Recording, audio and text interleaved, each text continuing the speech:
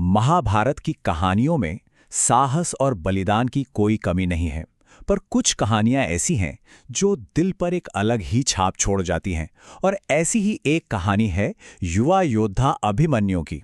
एक कमाल की प्रतिभा और एक ऐसा बलिदान जिसे शायद ही कोई भुला पाए। ये जो आप देख रहे हैं ना, ये है चक्रव्यूह। इसे युद्ध के मैदान का चलता फिरता मौत का जाल भी कह सकते हैं। बाहर से देखने में तो ये किसी खिलते हुए कमल जैसा लगता है, खूबसूरत।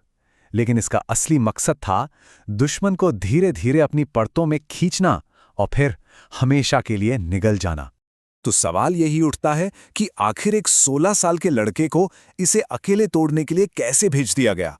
मतलब जब बड़े बड़े योद्धा भी इस भूल भुलैया का नाम सुनकर कांप जाते थे, तो फिर एक बच्चे को क्यों भेजा गया?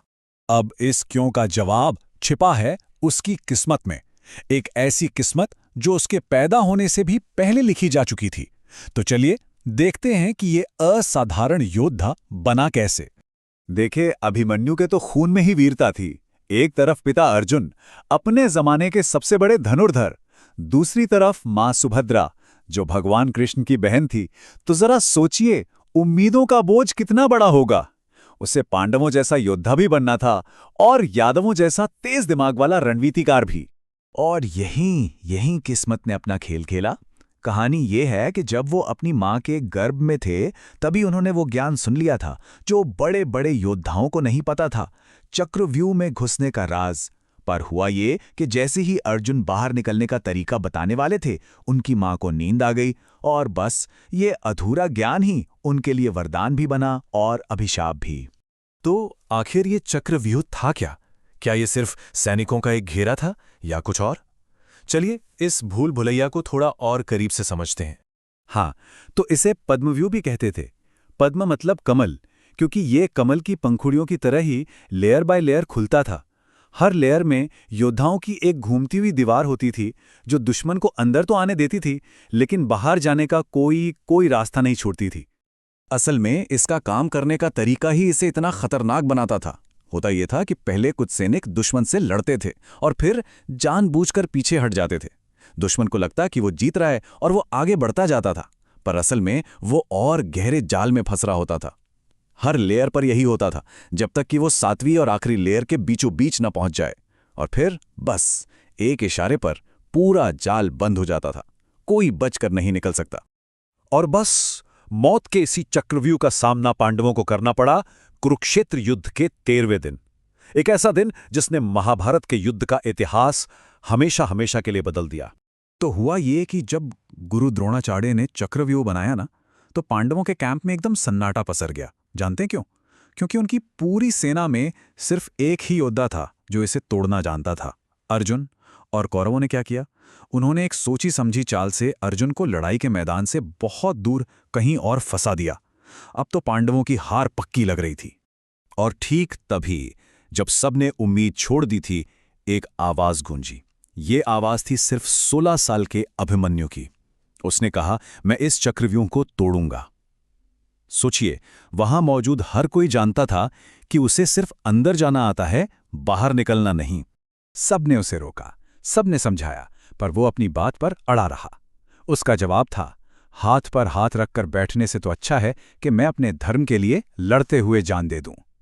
ये सिर्फ एक नौजवान का जोश नहीं था, ये था अपने कर्तव्य के लिए उसका पक्का इरादा। और फिर अभिमन्यु बिजली की तेजी से पहले दरवाजे को तोड़कर व्यू के अंदर चला गया। बाकी पांडवों ने भी उसके पीछे जाने की कोशिश की, लेकिन जयद्रथ एक दीवार की तरह उनके सामने खड़ा हो गया। उसे एक ऐसा वरदान मिला हुआ था कि उस दिन अर्जुन के अलावा कोई उसे हरा नहीं सकता था। और बस पलक झपकते ही अभिमन्यु दुश्मनों के उस समंदर में बिल्कुल अकेला पड़ गया। और अंदर उसका इंतजार कौन कर रहा था?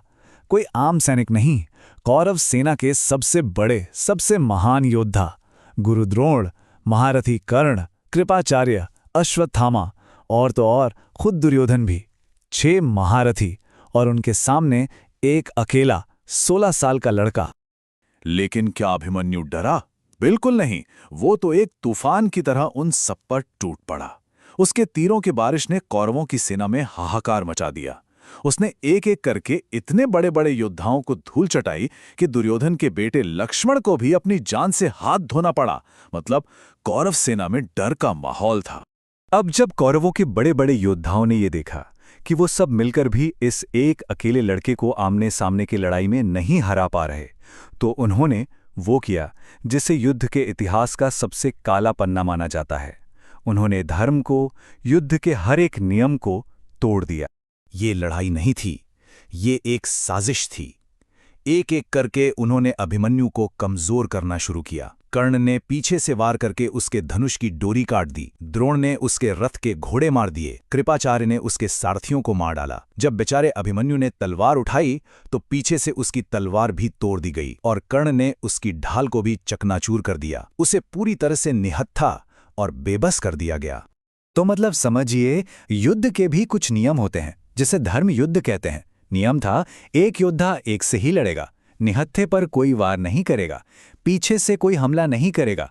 और अभिमन्यु के साथ इन सारे नियमों को तार तार कर दिया गया। उस दिन सिर्फ एक योद्धा की मौत नहीं हुई थी, उस दिन धर्म की हत्या हुई थी। लेकिन वो सब मिलकर अभिमन्यु के हथियार तो तोड़ पाए, उसका हौसला नहीं।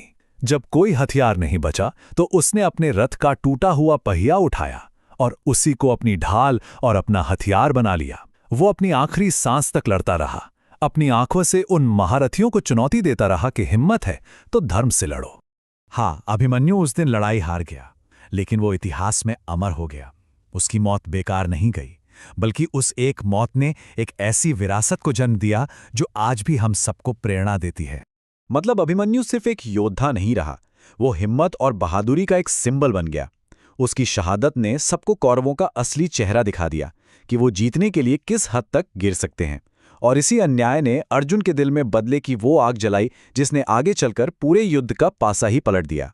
और हाँ, उसका बलिदान पूरी तरह से बेकार नहीं गया।